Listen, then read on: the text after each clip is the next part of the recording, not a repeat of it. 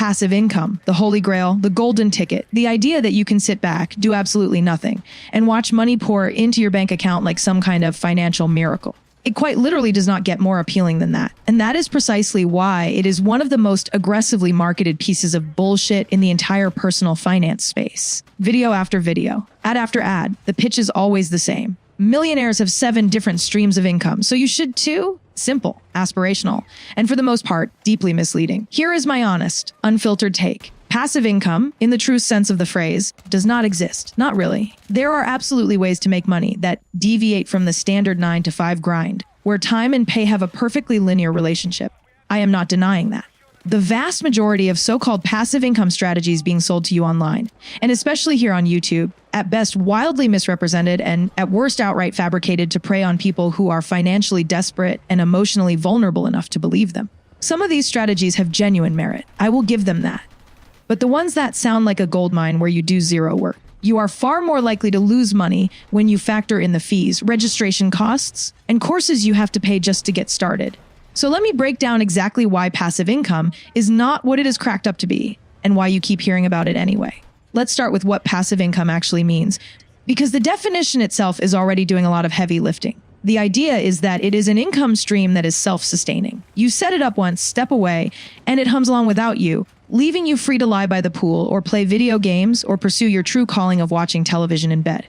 Outside of hitting the lottery or having a wealthy relative die at a convenient time, that version of passive income is a fantasy. What people actually mean when they say passive income falls into one of 2 buckets, investment income or entrepreneurial income. Neither of these eliminates the effort requirement.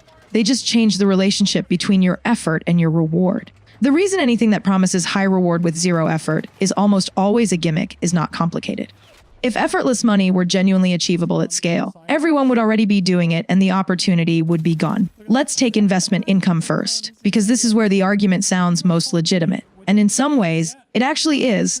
The idea is straightforward. You own assets, stocks, bonds, rental properties, and those assets generate yield. As someone who is deeply in favor of investing, absolutely no objection to people making money from their portfolios. I actively encourage it. But as a passive income strategy for the average person, investment income comes with a caveat so large it should probably come with its own warning label. You need money in the first place, significant money. When people drag out that statistic about millionaires having 7 income streams, which comes from an IRS report from 2002, by the way, they conveniently skip over the part where 4 of those 7 streams, dividend income, rental income, interest income, and capital gains require substantial capital to generate anything meaningful. Here is what that actually looks like in practice.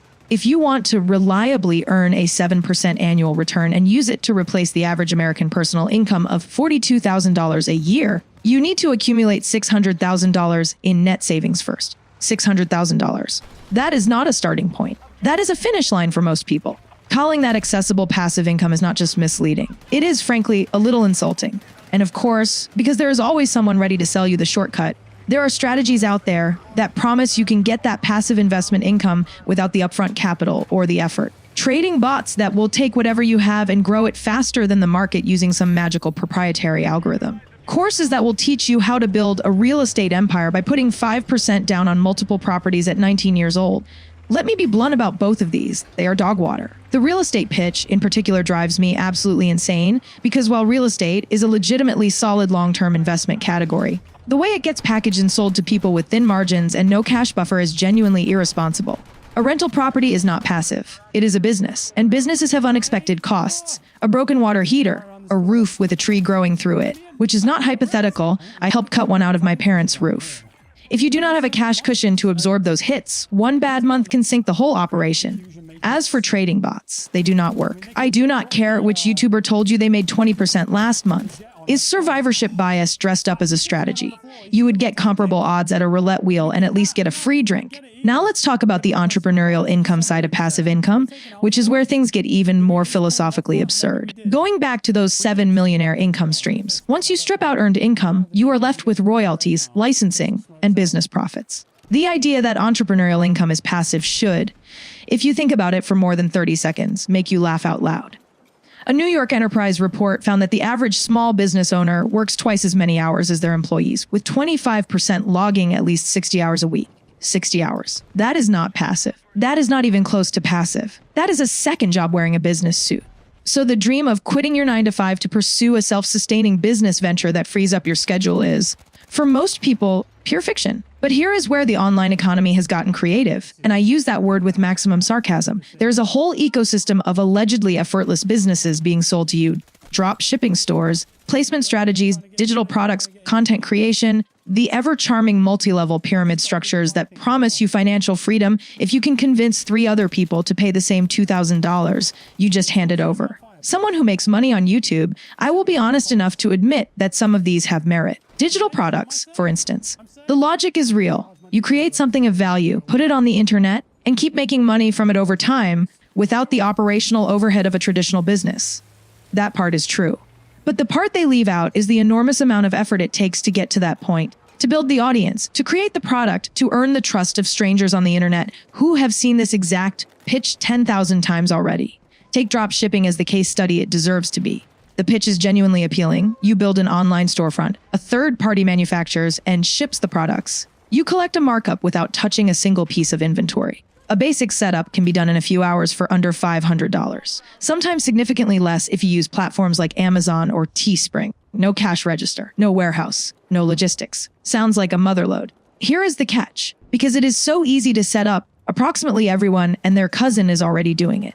The market is saturated to the point of near uselessness. You can build a beautiful drop shipping store selling novelty coffee mugs and find yourself competing against thousands of nearly identical stores, selling the same mugs from the same supplier, chasing a customer base of maybe 10 people who actually want this particular mug. The supply to demand ratio is a disaster, and it is a disaster specifically because the barrier to entry is so low.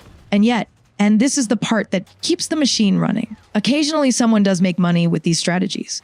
So why does it work for some people and not others? There are 3 reasons. None of them are the ones being advertised to you. The first is timing. Early adopters in any market have an advantage. The first dropshippers, operating back when online stores were genuinely novel, probably did make real money with minimal effort. But returns compress fast as more people pile in. What was once a legitimate arbitrage opportunity becomes a crowded mess where everyone is racing to the bottom on price. The window opens, a few people get through, and then it closes. The time someone has packaged that experience into a course and recorded a testimonial reel, the window is almost certainly already shut.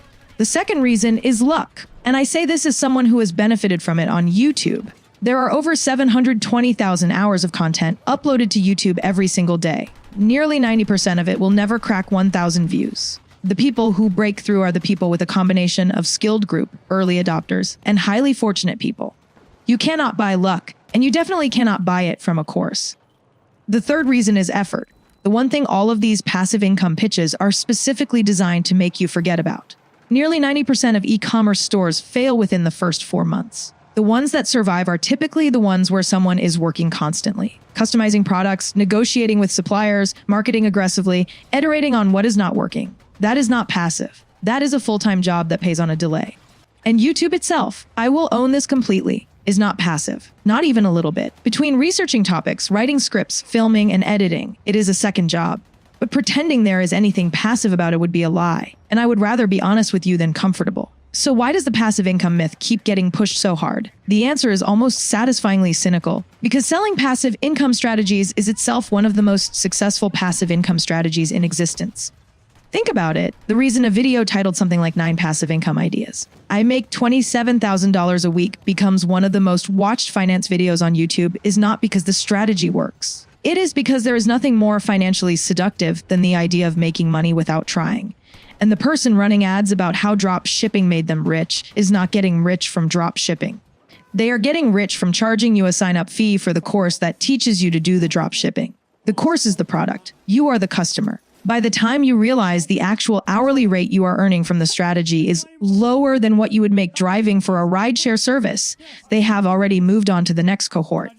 Here is where I land. And I want to be clear that my intent is not to talk you out of pursuing any of these avenues if you genuinely want to. If you have real expertise in a subject and think you can build an online course or an ebook around it, I say try it. You might make money. You might even enjoy the process. The pursuit of supplemental income through entrepreneurship is a legitimate and worthwhile thing. But go into it with your eyes completely open because passive income really just means front-loading your effort, not eliminating it. The money you make will be a direct reflection of the work you put in, the timing you catch, and the luck you encounter along the way.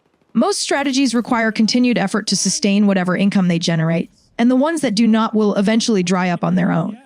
Be honest about the time and capital you are spending. Do the math on whether it is actually worth it. And for the love of everything, do not spend $2,000 on a drop shipping course from someone who is clearly using your course fee to fund the lifestyle they are advertising to you. If their passive income strategy genuinely worked as advertised, they would not need to sell you an ad on YouTube to afford the pool.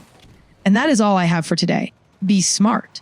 Be cautious. Start something with a proper plan. I've been Alex, and I'll see you on the next one. Peace.